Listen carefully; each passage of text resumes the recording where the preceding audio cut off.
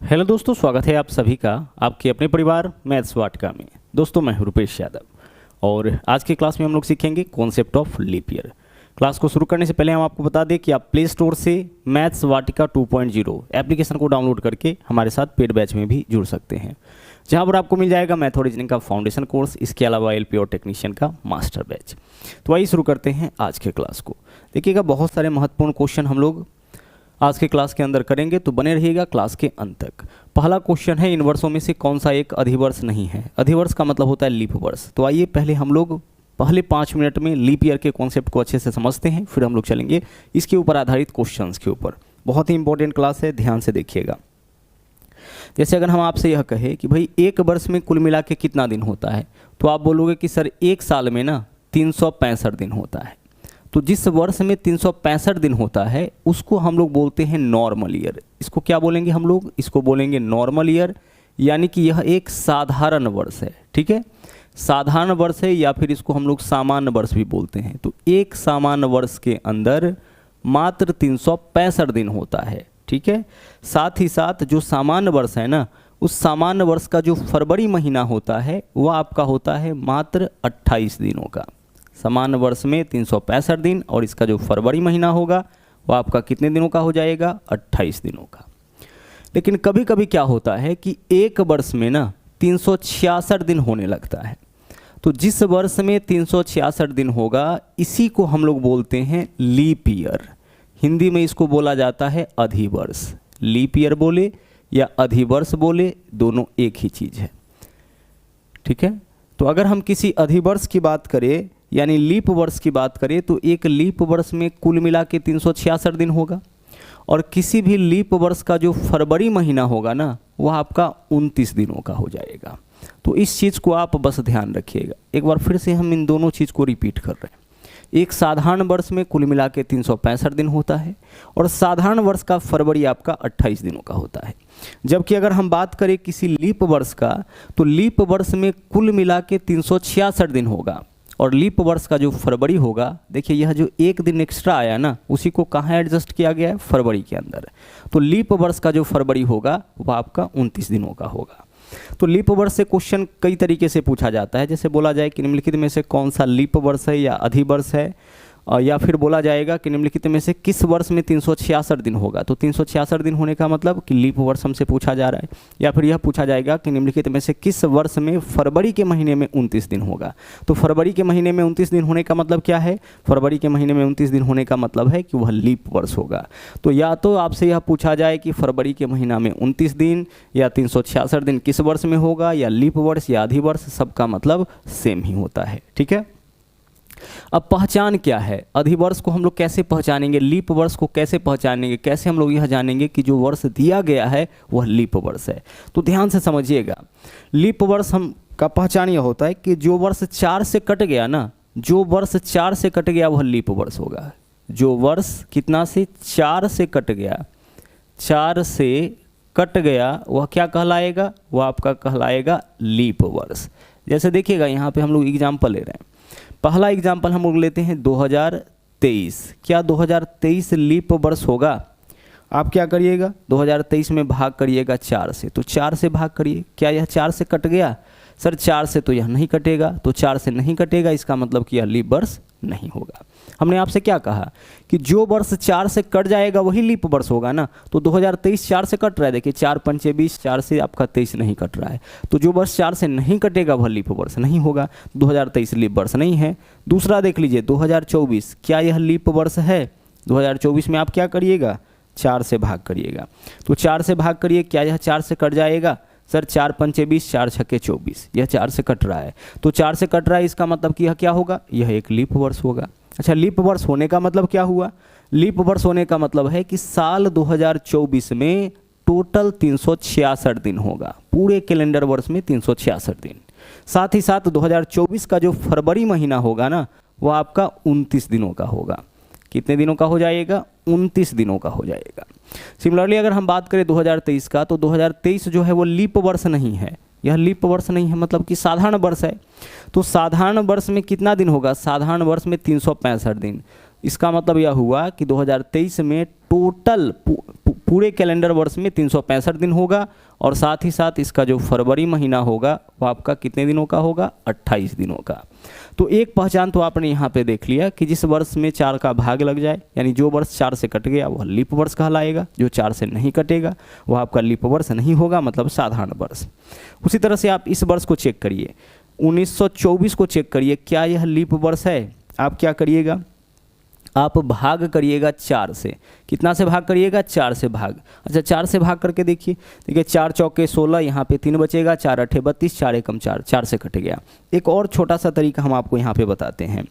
देखिए हम लोग 4 से किसी भी नंबर को काटने के लिए क्या कर रहे थे, अभी पूरे संख्या में 4 से भाग दे रहे थे, जबकि 4 के डिविजिबिलिटी का रूल यह कहता है, मैथमेटिक्स में इसको हम लोग को पढ़ना है, कि कोई भी नंबर 4 से तब कटेगा जब उसके आखिरी के 2 अंक 4 से कट जाए। यानी किसी भी संख्या का, संख्या चाहे कितना भी बड़ा हो, अगर उसका अंतिम 2 अंक 4 से कटता है, इसका मतलब पूरा संख्या 4 से कटेगा। तो हम क्या करेंगे, हमें यही तो पता करना है कि 1924 4 से कटेगा कि नहीं कटेगा। तो हम क्या करेंगे, इसके आखिरी के 2 अंक को ही 4 से काटेंगे। देखिए 24 4 से कट रहा है ना, हाँ सर कट रहा है, तो अंतिम 2 अंक अगर 4 से कट रहा है, इसका मतलब पूरा साल 4 से कट जाएगा। तो एक छोटा सा और ट्रिक यहाँ पे हम लोग समझ लिए कि अंतिम 2 अंक में ही 4 से भाग करेंगे। अब 4 से कट गया, इसका मतलब यह लीप वर्ष है। लीप वर्ष होने का मतलब कि 1924 का जो फरवरी होगा वह 29 दिनों का होगा और साल 1924 में टोटल 366 दिन होगा। ठीक है, चौथा एग्जाम्पल यहाँ पे ले लेते हैं। अगर हम आपसे कहे कि 1832, इसको चेक करिए, क्या यह लीप वर्ष है? आप क्या करिएगा, 4 से भाग करिएगा। किस में, पूरे में कि अंतिम 2 अंक में? सर आखिर के 2 अंक में, क्योंकि आखिर 2 अंक में भाग करने पर अगर 4 से कट जाता है तो पूरा संख्या भी 4 से कटेगा। तो जब अंतिम 2 अंक से ही पता लग जाता है तो फिर पूरे संख्या में हम क्यों भाग करेंगे? तो 4 अठे 32, यह 4 से पूरा पूरा कट गया, इसका मतलब कि यह भी क्या है, यह भी आपका लीप वर्ष है। ठीक है, लेकिन कुछ और कॉन्सेप्ट आपका बचा हुआ है, समझिएगा। जैसे शताब्दी वर्ष, शताब्दी वर्ष इसका अंग्रेजी होता है सेंचुरी ईयर। किसको बोलेंगे? जिसके भी अंतिम में 2 जीरो होगा। जैसे 1900 एक शताब्दी वर्ष है, लास्ट में 2 जीरो है। 2100 एक शताब्दी वर्ष है, लास्ट में 2 जीरो है। जिसके भी साथ, शताब्दी का मतलब होता है 100, तो जिसमें भी 100 होगा यानी लास्ट में 2 जीरो होगा वह शताब्दी वर्ष कहलाएगा। तो कोई भी जो शताब्दी वर्ष है वह लीप वर्ष भी हो सकता है। जैसे कोई भी जो सेंचुरी ईयर है वह भी लीप वर्ष भी हो सकता है और सामान्य वर्ष भी हो सकता है। तो शताब्दी वर्ष में 4 का नियम काम नहीं करता है। क्यों 4 का नियम काम नहीं करता है? ध्यान से समझिएगा। पहले तो यह जानिए कि शताब्दी वर्षों में कितना का नियम काम करता है। तो जो भी शताब्दी वर्ष होता है उसमें 4 का नहीं बल्कि 400 का नियम काम करता है। जैसे 1900 को चेक करना है, 1900 आपका लीप वर्ष है कि नहीं, तो आप इसमें 4 से भाग मत करिएगा, क्योंकि 4 से भाग करिएगा तब तो यह कटिए जाएगा। जिसके भी अंतिम में 2 जीरो होता है ना, वह सब संख्या 4 से कटता है। तो शताब्दी वर्ष जो भी लीजिएगा सबके अंतिम में 2 जीरो मिलेगा, तो सब 4 से कट जाएगा, तो उस हिसाब से तो सब लीप वर्ष हो जाएगा। इस वजह से ध्यान रखिएगा कि शताब्दी वर्ष यानी जिसके भी लास्ट में 2 जीरो होगा वह लीप वर्ष तभी होगा जब वह 400 से कटे। तो 1900 को हम 4 से नहीं कितना से भाग करेंगे, 400 से भाग करेंगे। क्या यह 400 से कटेगा? सर 2 जीरो से 2 जीरो, 19 4 से नहीं कटता है। इसका मतलब कि यह आपका लीप वर्ष नहीं होगा। शताब्दी है लेकिन लीप वर्ष नहीं है। तो लीप वर्ष नहीं है मतलब इस वर्ष के अंदर कितना दिन, 365 दिन ही होगा और इसका फरवरी 28 दिनों का होगा। अगर हम आपसे कहें कि आप हमें चेक करके बताइए कि क्या 1600 यह आपका लीप वर्ष होगा? सर यह भी तो आपका शताब्दी वर्ष है ना, तो यहाँ भी 4 का नहीं कितना का नियम काम करेगा, 400 का। सर 400 से यह तो कट गया, 1600 400 से कट गया है, इसका मतलब कि यह लीप वर्ष है। लीप वर्ष होने का मतलब कि इस वर्ष कितना दिन हो जाएगा, 366 दिन हो जाएगा। तो उम्मीद करते हैं कि यह जो कॉन्सेप्ट अभी आपने सीखा लीप वर्ष का वह क्लियर हो गया होगा। मतलब लीप वर्ष को आप आसानी से पहचान लीजिएगा। कोई भी वर्ष अगर 4 से कट जाता है तो वह लीप वर्ष कहलाएगा। लेकिन अगर कोई शताब्दी वर्ष है तो उसमें 4 से नहीं बल्कि 400 से भाग दे करके चेक करेंगे। शताब्दी वर्ष लीप वर्ष तभी होगा जब वह 400 से कटेगा। और लीप वर्ष होने का एक ही मतलब है कि इस साल जो है वह कुल मिला के 366 दिन होगा और साथ ही साथ इसका जो फरवरी होगा वह 29 दिनों का होगा। अदरवाइज 365 दिन होगा और फरवरी कितने दिनों का होगा, फरवरी 28 दिनों का। अब देखिएगा पहला क्वेश्चन आपके सामने है, बोला इनमें से कौन सा एक अधिवर्ष नहीं है। अधिवर्ष नहीं है मतलब लीप वर्ष नहीं है, उसको हमें यहाँ पे पहचानना है। तो देखिए 2004, क्या 2004 लीप वर्ष है? हाँ यह लीप वर्ष है। तो जो नहीं है उसको चुनना है। 2004 तो है, यह 4 से कट जाएगा। 1200 यह 400 से कट रहा है, शताब्दी है तो इसमें 400 से भाग करेंगे। 1600 यह 400 से कट रहा है तो यह भी आपका लीप वर्ष हो जाएगा। तो 3 ऑप्शन हटा दिए तो चौथा ऑप्शन आपका आंसर हो जाएगा। क्या चुनना था कि कौन अधिवर्ष नहीं है, कौन लीप वर्ष नहीं है। तो इसको हम लोग कितना से चेक करेंगे, 4 से। बाकी सब शताब्दी वर्ष है तो 400 से। तो यह 400 से कट गया, लीप वर्ष है। यह 400 से कट गया, लीप वर्ष यानी अधिवर्ष है। यह 400 से नहीं कटा यानी कि यह लीप वर्ष नहीं है। जो नहीं है वही हमारा आंसर होगा, क्योंकि यही चुनना था कि निम्न में से कौन अधिवर्ष नहीं है। ठीक है, चलिए आगे बढ़िए। अच्छा से पूरा कॉन्सेप्ट समझिएगा, और भी टाइप के क्वेश्चन सभी आएगा। बोला निम्नलिखित में से किस वर्ष में 366 दिन। अच्छा 366 दिन का मतलब, 366 दिन का मतलब लीप ईयर। 366 दिन किस वर्ष में होता है, लीप ईयर में होता है। तो बोला है निम्नलिखित में से किस वर्ष में 366 दिन, जो लीप वर्ष होगा उसी में। तो पहचानिए कौन लीप वर्ष है। 1984 लीप वर्ष होगा। देखिए तो 4 से कट रहा है सर, आखिर का 2 अंक 4 दूना 8, 4 से कट रहा है, इसका मतलब कि यही लीप वर्ष है। 1863 लीप वर्ष नहीं है। 1900 लीप वर्ष नहीं है, यहाँ 400 से भाग करेंगे। 2500 यह भी लीप वर्ष नहीं है, यहाँ भी 400 से भाग करेंगे। यह 400 से कट जाता तब लीप वर्ष होता, यह 400 से कट जाता तब लीप वर्ष होता, यह 4 से कटता तब लीप वर्ष होता। तो यह तीनों जो है बी, सी और डी वो आपका लीप वर्ष नहीं है। तो एकमात्र वर्ष आपका बचा विकल्प ए। तो हमारा आंसर क्या होगा, विकल्प ए। 366 दिन का मतलब होता है लीप वर्ष। ठीक है, चलिए आगे देखिएगा।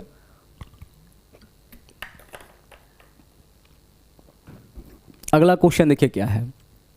निम्नलिखित में से किस वर्ष में फरवरी के महीना में 29 दिन नहीं थे। फरवरी के महीना में 29 दिन, तो फरवरी के महीना में 29 दिन कब होता है, लीप ईयर में। यहाँ बताना है कि कौन सा लीप ईयर नहीं है। तो देखिए यह लीप ईयर है, इसको मत चुनिए। 2000 लीप ईयर है, इसको मत चुनिए।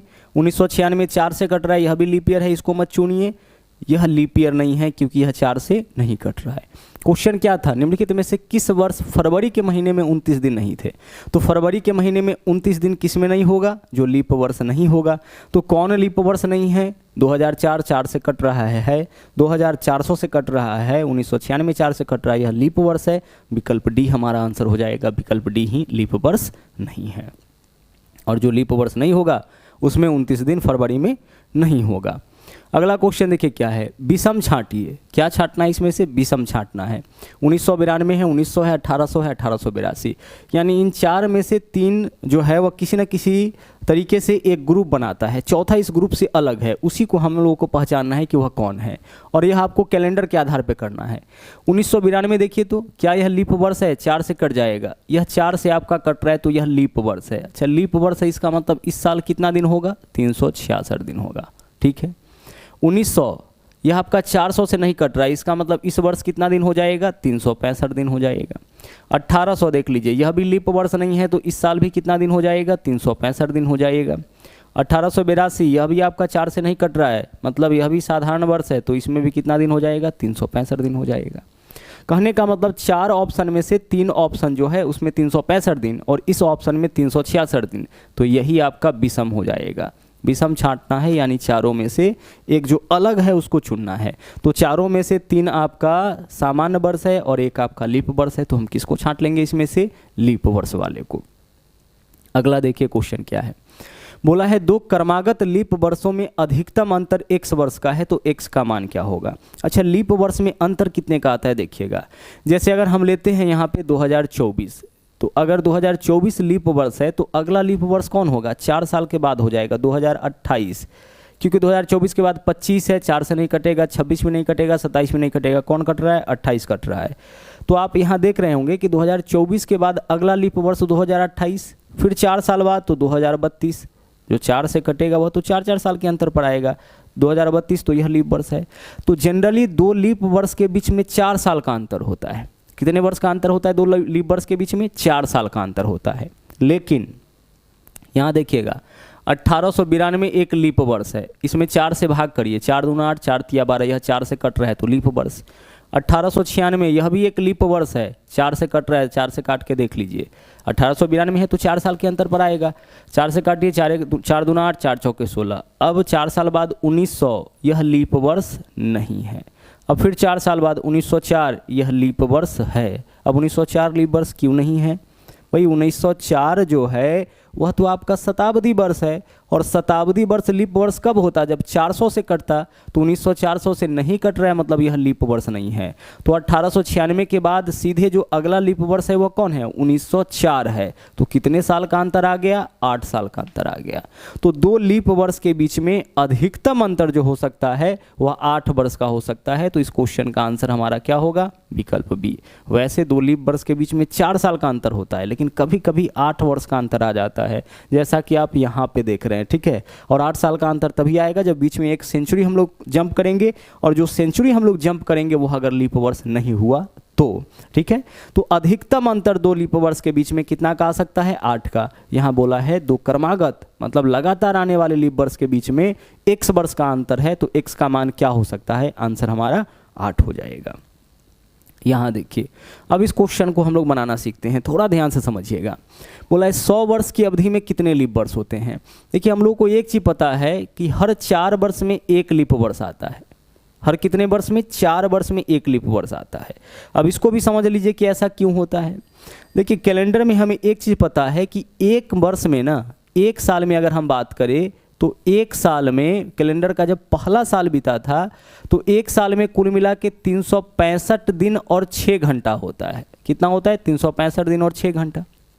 तो जब कैलेंडर का पहला साल बीता तो जो वैल्यू राउंड फिगर में है उसको लिया गया, यानी 365 दिन 6 घंटा के लिए 365 दिन लिया गया और किसको छोड़ दिया गया? 365 दिन लिया गया और 6 घंटे को छोड़ दिया गया जब कैलेंडर का पहला साल बीता। लीप ईयर का कॉन्सेप्ट समझिए यहाँ से। जब कैलेंडर का दूसरा साल बीता, ठीक है, तो फिर से दूसरे साल भी क्या होगा? 365 दिन और 6 घंटा होगा। दोबारा से क्या किया गया कि 6 घंटा को छोड़ दिया गया, सिर्फ कितना लिया गया? 365 दिन आपका लिया गया, ठीक है। आगे चलिए, जब कैलेंडर का तीसरा साल बीता तो फिर से क्या हुआ? तीसरे साल भी क्या होगा? हर वर्ष 365 दिन और 6 घंटा होगा। तो 365 दिन और 6 घंटा, फिर से 6 घंटा को छोड़ दिया गया और सिर्फ कितना दिन लिया गया? 365 दिन लिया गया। अब तक हम लोग किसको छोड़े थे? देखिए, 6 घंटा को छोड़ते आ रहे थे। जब तक आवर के रूप में जाएगा इसको हम लोग छोड़ते जाएंगे। देखिए, 6 घंटा, 6, 12 और 6, 18 घंटा छोड़ चुके हैं। अब जैसे ही कैलेंडर का चौथा साल बीता, चौथा साल बीतने पर क्या हुआ कि 365 दिन और 6 घंटा चौथे साल में भी होगा। अब जब हम लोग 6 घंटा छोड़ना चाहे, हुआ क्या कि पीछे से जो 6, 6, 12, 6, 18 और इसको मिलाकर के 24, अब 24 घंटा बन गया था जो पीछे से छोड़ते आ रहे थे, और चौथे साल वाला मिला के कितना घंटा हो गया? सब 6, 6, 12, 6, 18 और 6, 24 घंटा। और 24 घंटा का मतलब क्या होता है? 24 घंटा का मतलब होता है एक दिन। तो जब दिन बन गया तो अब नहीं छोड़ सकते, अब शामिल करना पड़ेगा। तो इस वजह से जब चौथा साल हुआ तो 365 दिन तो इस साल वाला, और 6 घंटा जो छोड़ते आ रहे थे सब मिला के एक दिन बना दिया। उसके बदले में एक दिन आपका बढ़ गया। इसी वजह से हर 4 साल के बाद क्या होने लगा? एक दिन आपका एक्स्ट्रा होने लगा। हर 4 साल पर एक दिन एक्स्ट्रा होने लगा। और इसी एक्स्ट्रा दिन को हम लोग किस नाम से जानने लगे? लीप ईयर के नाम से जानने लगे। और यह जो एक दिन एक्स्ट्रा आया उसको कहाँ रखा गया? फरवरी के अंदर, क्योंकि बाकी के सभी महीना पहले से ही फुल था। कोई 30 दिन का है, कोई 31 दिन का है, फरवरी सिर्फ 28 दिन का था। तो जो एक दिन एक्स्ट्रा आया यहाँ से उसको फरवरी के अंदर डाला गया। इसी वजह से जो लीप वर्ष होता है उसका फरवरी कितने दिनों का होता है? 29 दिनों का। तो आपने यहाँ पे क्या सीखा कि सर हर 4 साल में एक लीप वर्ष आता है, यह बात तो तय हो गया। तो अगर हम आपसे कहें कि 8 साल में, 8 साल कहने का मतलब होता है पहले 8 साल में, तो पहले 8 साल में कितना लीप वर्ष होगा? तो आप 8 में 4 से भाग करोगे, क्योंकि हर 4 साल में एक लीप वर्ष आता है। तो 8 साल में 8/4 2 लीप वर्ष आ जाएगा। अगर हम आपसे कहें कि भाई आप हमें बताओ कि 20 साल में कितना लीप वर्ष आएगा? 20 साल यानी कि कैलेंडर के पहले 20 साल में, तो आपको क्या पता है? सर हर 4 साल में एक बार लीप वर्ष आता है। तो 20 साल में 20/4 कितना लीप वर्ष हो जाएगा? 5। अच्छा, अगर हम आपसे पूछे कि भाई यह कौन कौन है बता दो, यह जो 5 आप निकाले हैं कि 5 लीप वर्ष होगा, क्या आपको यह भी पता है कि यह कौन कौन होगा? हाँ सर, जो भी 4 से कटेगा। तो 4 से कटने वाला 20 तक में पहला नंबर 4, उसके बाद 8, उसके बाद 12, उसके बाद 16 और उसके बाद 20। इसी को गिनने पर कितना आ जाता है? 5। देखिए 1, 2, 3, 4 और 1, 5, 5 आ गया। समझ पा रहे हैं? 8/4 किए कितना आया? 2 आया। 2 में कौन कौन होगा? 4 और 8। तो यह 5 जो है वह काउंटिंग है, ध्यान रखिएगा। उसी तरह से अगर आपसे यह पूछा जाए कि 100 वर्षों में कितना लीप वर्ष होगा, तो सर हमें एक बात तो पता है ना कि हर 4 साल में एक बार लीप वर्ष आता है। तो 100 वर्षों में कितना आ जाएगा 100/4। तो 100 वर्षों में कुल मिला के 25 लीप वर्ष होने चाहिए थे, लेकिन देखिएगा यहाँ पे क्या हुआ, 100 वर्ष में कितना लीप वर्ष होना चाहिए था 25, लेकिन दिक्कत क्या हुआ समझिएगा। अच्छा यह 25 क्या है, यह 25 तो काउंटिंग है ना, किसका काउंटिंग है, जो 4 से नंबर कटा होगा। जैसे यहाँ पे 20/4 किए तो 5 आया, यह 5 में कौन कौन नंबर होगा, जो भी 4 से कटा होगा, 4, 8, 12, 16, 20, इसको गिनने पर आपका 5 आया है। तो यहाँ जो 25 गिनती है किसका गिनती है, जो भी 4 से कटा होगा। तो 4 से कटने वाला पहला नंबर 4, उसके बाद 8, उसके बाद 12, इसी तरह से गिनते हुए फिर आपका आया होगा 92, फिर आपका 96 और इसके अलावा 100। इन सबको जब गिना तो कितना आया होगा 25। 100 तक में जो भी नंबर 4 से कटेगा उसी का तो गिनती 25 है ना। तो देखिए 1, 2, 3, 23, 24, 25, इन सबको जोड़ने पर यहाँ पे 25 आया। अब इस 25 में से बाकी में तो कोई दिक्कत नहीं है, क्योंकि 100 के नीचे जो भी काउंट हुआ है, जैसे 4 है, 8 है, 12 है, 92 है, 96 है, वह सब तो आपका साधारण वर्ष है। लेकिन ये जो 100वां वर्ष है यह तो आपका सेंचुरी ईयर है, शताब्दी वर्ष है। तो इसको आपको अलग से चेक करना होगा। इस लिस्ट में क्यों आ गया, क्योंकि यह 4 से कट रहा है। अब 4 से कट रहा है इस वजह से काउंटिंग में आ गया, तो 25 यहाँ पे हम लोग काउंट कर लिए। लेकिन यह लीप वर्ष तभी होगा जब यह 400 से कटेगा, क्योंकि यह शताब्दी है। शताब्दी वर्ष तो लीप वर्ष तभी होता है जब 400 से कटेगा। तो क्या यह 400 से कटेगा, सर यह 400 से नहीं कटेगा।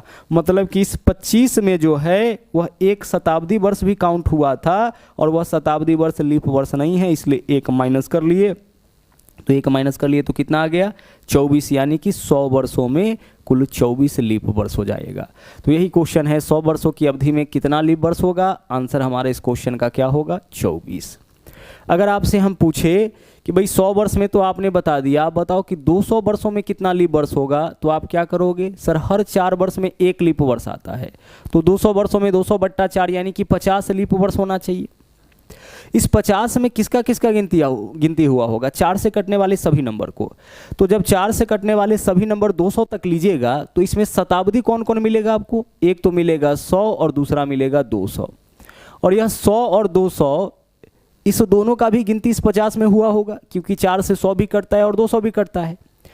तो 50 में से अब हम इसको चेक करेंगे कि क्या 100 लीप वर्ष है, 400 से नहीं कटा, नहीं है। 200 लीप वर्ष है, 400 से नहीं कटा, नहीं है। मतलब इस 50 में 2 एक्स्ट्रा काउंट हो गया है, क्योंकि 50 में जो है 2 शताब्दी को भी काउंट किया गया है, और उन दोनों शताब्दी में से कोई भी लीप वर्ष नहीं है। शताब्दी वर्ष 4 से कटने पर लीप वर्ष नहीं होता है, 400 से कटने पर। 4 से कटने की वजह से इसमें काउंटिंग में आ गया है 100 और 200, लेकिन 400 से नहीं कट रहा है, तो फिर इसको हम लोग हटा दिए। तो 200 वर्षों में 48 लीप वर्ष हो जाएगा। 300 वर्षों में कितना हो जाएगा 300/4, 300 में 4 से भाग करिए 75। 75 क्यों लिए हैं, क्योंकि हर 4 साल में 1 लीप वर्ष आता है। तो 300 वर्षों में 300/4। अब 300 वर्ष में शताब्दी कितना हम लोग क्रॉस करेंगे, 100, 200 और 300। इस 75 में इस तीनों का भी तो गिनती हुआ होगा, क्योंकि यह तीनों भी 4 से कट रहा है। क्या इस तीनों में से कोई भी लीप वर्ष है, 400 से नहीं कटा, 400 से नहीं कटा, 400 से नहीं कटा, नहीं है। इसका मतलब इस 75 में 3 एक्स्ट्रा काउंट हो गया। 75 - 3 कितना हो जाएगा 72, यानी कि 300 वर्षों में 72 लीप वर्ष। लेकिन जब हम लोग चलेंगे 400 वर्षों में, तो 400 वर्षों में कितना लीप वर्ष, तो 400 बट्टा कितना करिएगा 4, 400/4 करिए 100 आ जाएगा। अच्छा इसमें 400 वर्ष में शताब्दी कौन कौन हम लोग क्रॉस करेंगे, 100, 200, 300 और 400। इसमें देखिए तो क्या यह सब आपका लीप वर्ष है, सर यह लीप वर्ष तभी होगा जब 400 से कटेगा। नहीं कट रहा है, नहीं है, नहीं कट रहा है, नहीं है, नहीं कट रहा है, नहीं है, यह है। यानी कितना एक्स्ट्रा काउंटिंग हो गया 3, तो माइनस क्या कर लेंगे 3 माइनस कर लेंगे। इस 100 में हम लोग 3 ज़्यादा काउंट कर लिए हैं, क्योंकि 3 जब 400 वर्ष में चलेंगे तो 4 शताब्दी मिलेगा, और शताब्दी वर्ष लीप वर्ष तभी होता है जब वह 400 से कटे। तो इन चारों में से 3 आपका कट रहा है, 3 आपका नहीं कट रहा है, सिर्फ 1 कट रहा है, मतलब 3 एक्स्ट्रा काउंट कर लिए, तो 3 माइनस कर लीजिए, कितना हो जाएगा 97। अब याद रखिएगा इस चीज़ को कि 100 वर्षों में 24 लीप वर्ष, 200 वर्षों में 48 लीप वर्ष, 300 वर्षों में 72, लेकिन 400 वर्षों में कितना लीप वर्ष 97। अगर कुल 400 वर्ष की बात की जाए तो 97 लीप वर्ष। 400वां वर्ष की वजह से एक दिन आपका 1 लीप वर्ष आपका बढ़ गया, तो 97 लीप वर्ष। इस लिस्ट को आपको ध्यान रखना है, ठीक है। आगे चलिए अगले क्वेश्चन में आइए। यहाँ देखिए क्या बोला है, 400 वर्षों में कुल कितनी बार 29 फरवरी। भाई 29 फरवरी आने का मतलब किससे है, 29 फरवरी आने का मतलब है लीप ईयर से। तो 400 वर्षों में बताइए कि कितना बार लीप ईयर आएगा, सर 400 वर्षों में 97 बार लीप ईयर आएगा। अब ये तो देखें हम लोग, 400 वर्षों में कितना लीप ईयर आएगा? हर 4 साल में एक बार लीप ईयर आता है। तो 400 वर्षों में 400/4 कितना बार आना चाहिए था? 100 बार आना चाहिए था, लेकिन इसमें से 3 माइनस करते हैं, क्योंकि 400 वर्ष में हम लोगों को 4 शताब्दी भी, इस 100 में चारों शताब्दी को भी काउंट किया होगा, 100, 200, 300, 400। इसमें से 400 को छोड़कर 3 बाकी जो 100, 200 और 300 है वो आपका लीप नहीं है, तो उस तीनों को हटा लीजिए। तो क्या आंसर हो जाएगा? 97। आगे चलिए, यहाँ देखिए, बोला है 400 वर्षों में महीने का 29वां दिन कितनी बार आता है। अब इस क्वेश्चन को जरा गौर से समझिएगा। क्या बोला है? महीने का 29वां दिन। तो महीने का 29वां दिन आप बताइए कि एक साल में कितना बार आता है? 29 फरवरी नहीं है, ध्यान रखिएगा, महीने का 29वां दिन। तो क्या महीने का 29वां दिन जनवरी में आएगा? हाँ सर आएगा। फरवरी में आ भी सकता है और नहीं भी आ सकता है, क्योंकि फरवरी 28 दिन का भी होता है और 29 दिन का। लीप ईयर होगा तभी होगा, नहीं लीप ईयर होगा तो फिर नहीं होगा, तो इसको हम लोग काउंट नहीं करेंगे, ठीक है। फरवरी को छोड़ दीजिए। मार्च में 29वां दिन आएगा? बिल्कुल आएगा सर, मार्च 31 दिनों का होता है। फिर अप्रैल में आएगा। इसका मतलब है कि जनवरी, मार्च, अप्रैल, मई, जून, जुलाई, हर महीने में आपका 29वां दिन आएगा। 29वां दिन, ठीक है। 29वां दिन कहने का मतलब 29 जनवरी, 29 फरवरी तो आ भी सकता है, नहीं भी आ सकता है, 29 मार्च, यानी हर महीने में 29वां दिन आएगा, 29 तारीख आएगा। तो एक साल में 29 तारीख कम से कम 11 बार तो जरूर आएगा। किसको अभी हम लोग छोड़ दिए हैं? फरवरी को छोड़ दिए। फरवरी में आ भी सकता है, नहीं भी आ सकता है, तो उसको हम लोग अलग से कर लेंगे। तो हर साल में कम से कम 11 बार तो 29वां दिन आएगा, 29 तारीख आएगा। तो अगर साल में 11 बार आता है, एक साल में 11 बार, तो 400 साल में 11 गुने 400, यानी कि 4400 बार तो तय है, ठीक है। 4400 बार तो आएगा ही। 4400 प्लस कुछ हमारा आंसर हो जाएगा। तो 4400 प्लस वाला एक ही ऑप्शन है विकल्प बी, तो हमारा आंसर विकल्प बी होगा। अब इसको भी हम लोग काउंट कर लेते हैं। अभी तक हम लोग क्या काउंट किए हैं कि हर साल में कम से कम 11 बार 29वां दिन आएगा। जनवरी में, मार्च में, फरवरी को छोड़कर बाकी सभी महीने में पक्का आएगा, ठीक है। अब हमें एक चीज़ और काउंट करना होगा कि क्या फरवरी, पूरे 400 वर्षों के फरवरी को छोड़ चुके हैं। फरवरी में 29 तारीख कितना बार आएगा? फरवरी में देख लीजिए 29 तारीख कितना बार आएगा 400 वर्षों में? तो 400 वर्षों में कितना लीप वर्ष होता है? 97, यानी कि 97 बार ही आएगा। तो 4400 प्लस फरवरी वाला जो है वह 29 तारीख 97 बार आएगा 400 वर्षों में। तो कितना हो जाएगा टोटल? 4497 आपका, 4497 आपका इस क्वेश्चन का आंसर हो जाएगा, ठीक है। 29वां दिन कुल मिला के 4400 कितना बार आएगा? 97 बार आएगा। चलिए, तो यह था आपका आखिरी क्वेश्चन। उम्मीद करते हैं कि लीप ईयर का जो कॉन्सेप्ट है वह आपको अच्छे से समझ में आया होगा। इस वीडियो में इतना ही, और हाँ, कैलेंडर का जो बचा हुआ कॉन्सेप्ट है उसको लेकर के हम उपस्थित होंगे अगले वीडियो में। इसके पीछे की क्लास में हमने आपको वेन डायग्राम को अच्छे से समझाया था। अगर आपने अब तक उस वीडियो को नहीं देखा है तो उसे भी जाकर जरूर देखिए। इस वीडियो के डिस्क्रिप्शन के अंदर उसका लिंक आपको मिल जाएगा। साथ ही साथ अगर आप हमारे चैनल पर नए हैं तो इस चैनल को सब्सक्राइब जरूर करिएगा। इसके अलावा लाइक और शेयर करते रहिएगा। तो मिलते हैं अगले वीडियो में। Thank you. जय हिंद।